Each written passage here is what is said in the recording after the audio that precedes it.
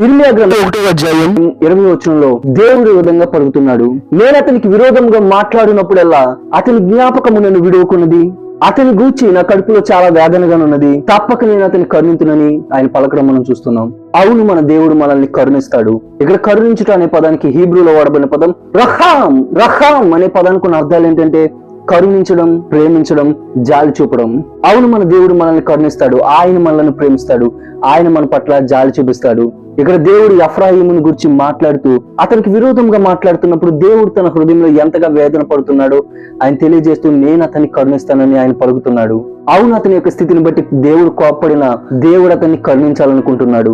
మనం చూడగలుగుతాం, తప్పిపోయిన కుమారుడు తండ్రి దగ్గరికి వచ్చినప్పుడు ఆయన అతన్ని కనికరిస్తాడు.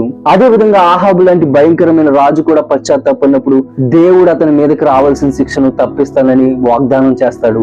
ఈ రోజు ఎవరైతే పశ్చాత్తాపడతారో దేవుడు వారిని కనికరిస్తాడు.